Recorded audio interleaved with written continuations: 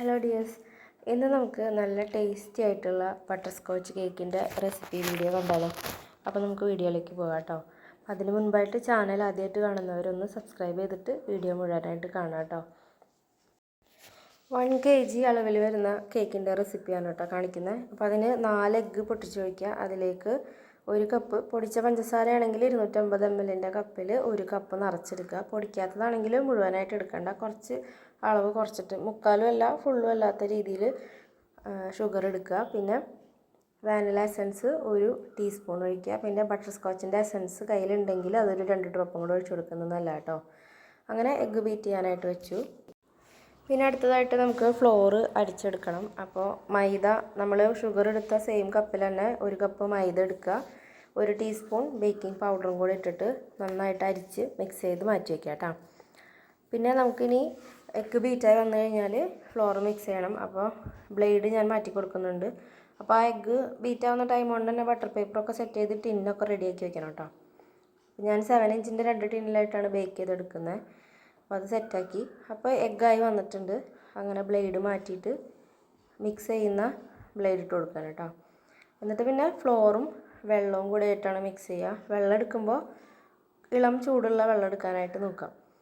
അപ്പോൾ വെള്ളം അധികം, ഇപ്പോൾ നമ്മൾ 1/4 കപ്പ് വെള്ളം എടുത്ത് വെച്ചിട്ട് അത് മൊത്തമായിട്ട് ഒന്നിച്ചങ്ങ് ഒഴിക്കരുത് കേട്ടോ.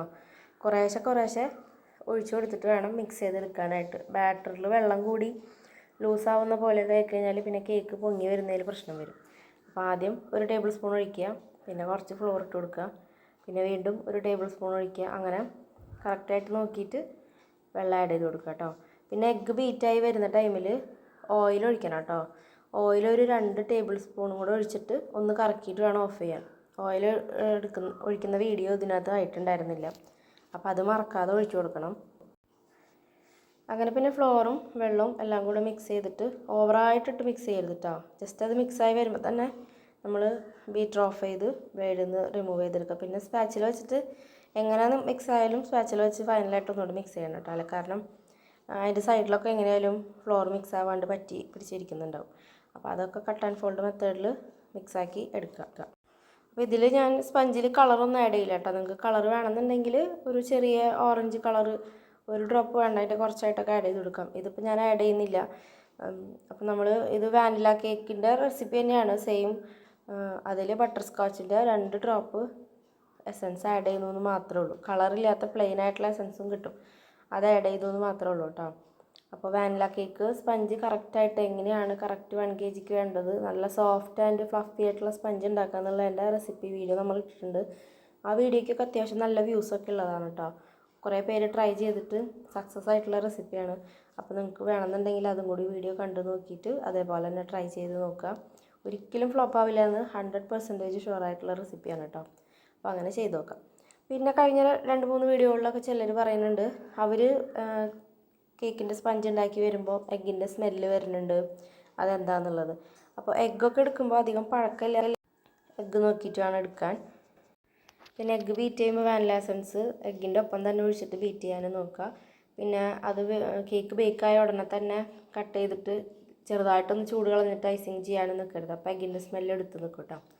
നമ്മുടെ റെസിപ്പി ഫോളോ ചെയ്താൽ അങ്ങനെ വരില്ല. അപ്പോൾ നിങ്ങളത് നോക്കിയിട്ട് അതേപോലെ തന്നെ ഉണ്ടാക്കി ട്രൈ ചെയ്ത് നോക്കണേ. അപ്പോൾ നമുക്ക് കേക്ക് ബേക്കാവാൻ വെച്ചിട്ടുണ്ട്. അപ്പോൾ ആ ഒരു ടൈം കൊണ്ട് തന്നെ കേക്കിലേക്കുള്ള പ്രളയം നമുക്ക് റെഡിയാക്കി എടുക്കണം കേട്ടോ. അപ്പോൾ പ്രളയം റെഡിയാക്കാനായിട്ട് 1/4 കപ്പ് പഞ്ചസാര ചൂടായിട്ടുള്ള പാനിലേക്ക് ഇട്ട് കൊടുക്കുക. എന്നിട്ട് അത് ഇതുപോലെ മെൽറ്റായി വന്നു തുടങ്ങി നമുക്കിങ്ങനെ കാണാൻ പറ്റും, അതിങ്ങനെ ഉരുകി വരുന്ന പോലെ. അങ്ങനെ ആകുമ്പോൾ വേണം മിക്സ് ചെയ്യാൻ. ആദ്യം തന്നെ മിക്സ് ചെയ്ത് കഴിഞ്ഞാൽ പിന്നെ ഷുഗർ പെട്ടെന്ന് അരിയില്ല കേട്ടോ. അങ്ങനെ തന്നെ കിടക്കും. അപ്പോൾ അത് മെൽറ്റായി വന്ന ഷുഗറിലേക്ക് 1 ടീസ്പൂൺ അളവിൽ ബട്ടർ, ഞാനിപ്പോൾ എടുത്തുള്ള അൺസോൾട്ടഡ് ബട്ടറാണ്. അപ്പോൾ നിങ്ങൾക്ക് ഇതിൽ വേണമെങ്കിൽ 1 പിഞ്ചോളം ഉപ്പ് വേണമെങ്കിൽ ചേർത്ത് കൊടുക്കാം. സോൾട്ടഡ് ബട്ടർ ആയാലും പ്രശ്നമൊന്നുമില്ല, അപ്പോൾ പിന്നെ ഉപ്പ് ചേർക്കേണ്ടി വരില്ല. അങ്ങനെ അത് മിക്സ് ചെയ്തിട്ട് ബട്ടർ തേച്ചിട്ടുള്ള ഒരു പാത്രത്തിലേക്ക് മാറ്റി വയ്ക്കാം കേട്ടോ. എന്നിട്ട് അതേ പാനിലേക്ക് തന്നെ വീണ്ടും 1/4 കപ്പ് പഞ്ചസാര ഇട്ടിട്ട് ഇങ്ങനെ മെൽറ്റായി വന്നതിന് ശേഷം വേണം നമ്മൾ മിക്സ് ചെയ്യാൻ. കുറച്ച് ഭാഗം മെൽറ്റായാലും മിക്സ് ചെയ്താൽ വേഗം മെൽറ്റായി കിട്ടും, അല്ലാതെ മിക്സ് ചെയ്യരുതെന്നാണ് ഞാൻ നേരത്തെ പറഞ്ഞത്.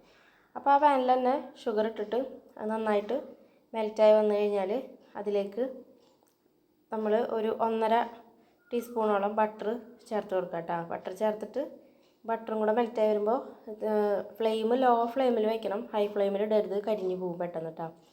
അങ്ങനെ അത് മിക്സായി കഴിഞ്ഞാൽ അതിലേക്ക് ഞാനിപ്പോൾ വിപ്പിംഗ് ക്രീം തന്നെയാണ് എല്ലാ പ്രാവശ്യവും ഈ സോസ് ഉണ്ടാക്കാനായിട്ട് ചേർക്കാറ് കേട്ടോ. ക്യാരമൽ സോസ് ചെയ്യാനായിട്ട് നമുക്ക് ഫ്രഷ് ക്രീം ആയാലും ചേർക്കാം.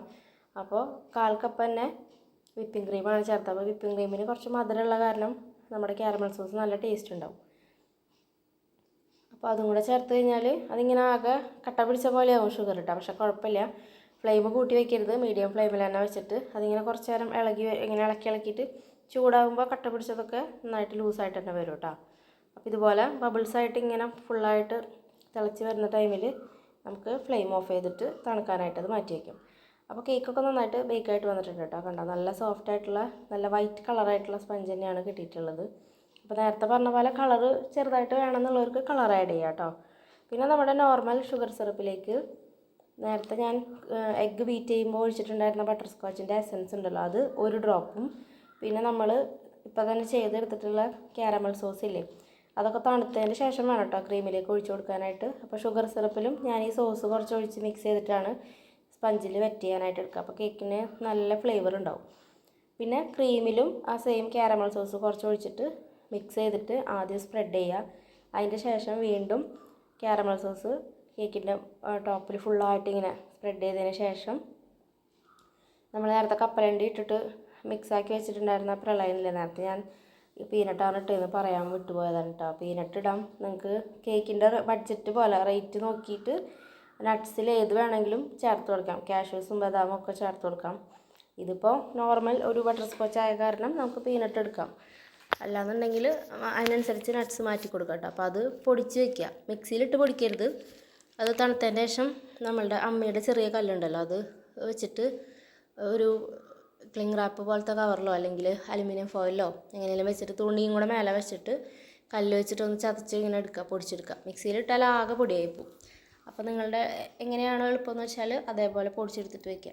അങ്ങനെ അതാണ് ഈ ലെയറിൽ ഇങ്ങനെ കൊടുക്കുന്നത് കേട്ടോ. അപ്പോൾ അത്യാവശ്യം നന്നായിട്ട് തന്നെ ഫില്ലിംഗ് ആയിട്ട് ഇട്ട് കൊടുക്കുക. പിന്നെ വൈറ്റ് ചോക്ലേറ്റ് ഗ്രേറ്റ് ചെയ്തതും കൂടെ ഫില്ലിങ്ങിൽ കൊടുക്കാറുണ്ട് കേട്ടോ. അപ്പോൾ കേക്ക് കഴിക്കുമ്പോൾ നല്ല ടേസ്റ്റി ആയിരിക്കും. കാരണം ഇത്രയും ഫില്ലിങ്ങും കാര്യങ്ങളൊക്കെ വരുമ്പോൾ എന്തായാലും നല്ല ടേസ്റ്റ് ആയിരിക്കും കേക്ക്.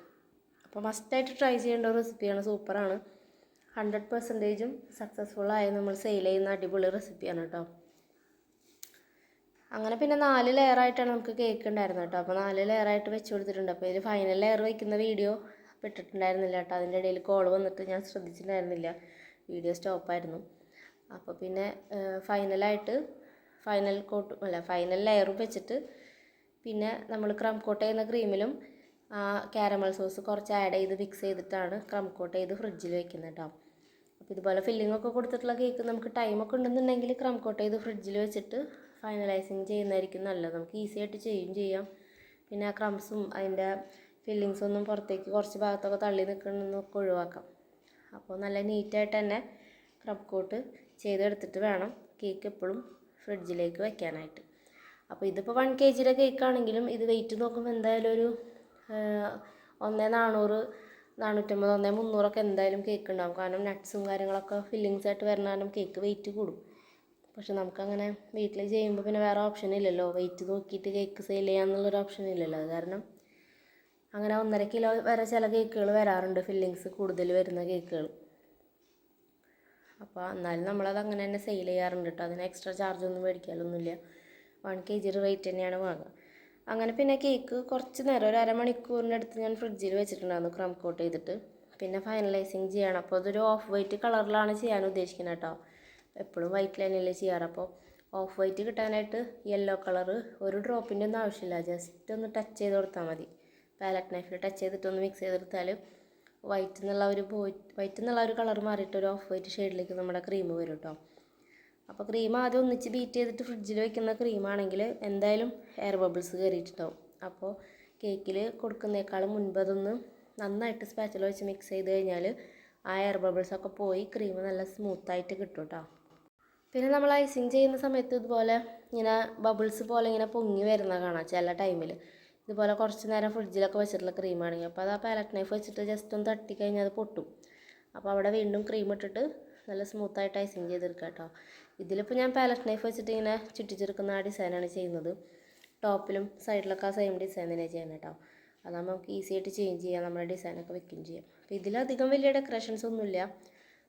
ഒരു യൂണിക്കോണിൻ്റെ ലേസർ പ്രിൻ്റ് വെച്ച് കൊടുത്തിട്ടുണ്ട്. പിന്നെ ഫോണ്ടൻറ്റിൽ കട്ട് ചെയ്തിട്ടുള്ള 2 ക്ലൗഡ് വെച്ച് കൊടുത്തിട്ടുണ്ട്. ക്ലൗഡിലാണ് നെയിം എഴുതാൻ പറഞ്ഞിട്ടുണ്ടായിരുന്നു കേട്ടോ. അപ്പോൾ അത് സൈഡിൽ എഴുതിയിട്ടുണ്ട്. പിന്നെ ടോപ്പിൽ ഫുള്ളായിട്ട് ഞാൻ ബട്ടർഫ്ലൈ ആണ് വെച്ച് കൊടുക്കുന്നത്. അപ്പോൾ ആദ്യം കുറച്ച് ക്രീം പൈപ്പിംഗ് ബാഗിലാക്കിയിട്ട് ഇങ്ങനെ ഡോട്ട് പോലെ മേലെ വെച്ചതിന് ശേഷമാണ് ബട്ടർഫ്ലൈസ് അതിൻ്റെ മുകളിൽ വയ്ക്കുന്നത്. അല്ലാണ്ട് കേക്കിലേക്ക് ഡയറക്റ്റ് ബട്ടർഫ്ലൈ വെച്ച് കഴിഞ്ഞാൽ അതിങ്ങനെ ഒരു ഒറിജിനാലിറ്റി ഇല്ലാത്ത പോലെ തോന്നും, അങ്ങനെ പതിഞ്ഞിരുന്ന പോലെ തോന്നും. ഇങ്ങനെയാകുമ്പോൾ ബട്ടർഫ്ലൈസ് കുറച്ചിങ്ങനെ പൊങ്ങി നിൽക്കുകയും ചെയ്യും, കാണാൻ നല്ല ഭംഗിയാണ്. പിന്നെ അവിടെ നിന്ന് അനങ്ങുമില്ല. അപ്പോൾ അങ്ങനെയാണ് എപ്പോഴും വെക്കാറ് കേട്ടോ. അപ്പോൾ അതൊക്കെ ആക്കിയിട്ട് ഡിസൈൻ കംപ്ലീറ്റ് ചെയ്തെടുത്തിട്ടുണ്ട്. അപ്പോൾ നേരത്തെ പറഞ്ഞ പോലെ നമ്മുടെ ചാനൽ കാണുന്നവർ ഒന്ന് സബ്സ്ക്രൈബ് ചെയ്തിട്ട് കാണാം. നമുക്ക് അത്യാവശ്യം നല്ല വ്യൂസൊക്കെ കിട്ടുന്നുണ്ട് മുന്നത്തെ ലോങ് വീഡിയോസിലൊക്കെ. പക്ഷേ സബ്സ്ക്രൈബ് ചെയ്യാതെയാണ് കൂടുതൽ ആളുകളും നമ്മുടെ വീഡിയോസൊക്കെ കാണുന്നത്. അപ്പോൾ എല്ലാവരും ചാനലൊന്ന് സബ്സ്ക്രൈബ് ചെയ്ത് സപ്പോർട്ട് ചെയ്യാം കേട്ടോ. വാനില സ്പഞ്ചിൻ്റെ ഒക്കെ കറക്റ്റായിട്ടുള്ള റെസിപ്പി വീഡിയോ നമ്മൾ ഇട്ടിട്ടുണ്ട്. അപ്പോൾ അതൊക്കെ കണ്ടിട്ട് നിങ്ങളുടെ അഭിപ്രായങ്ങളൊക്കെ പറയാം. എല്ലാവരും ഈ റെസിപ്പി ഒന്ന് ട്രൈ ചെയ്ത് നോക്കുക. അപ്പോൾ നമുക്ക് പുതിയൊരു വീഡിയോ ആയിട്ട് വീണ്ടും കാണാം.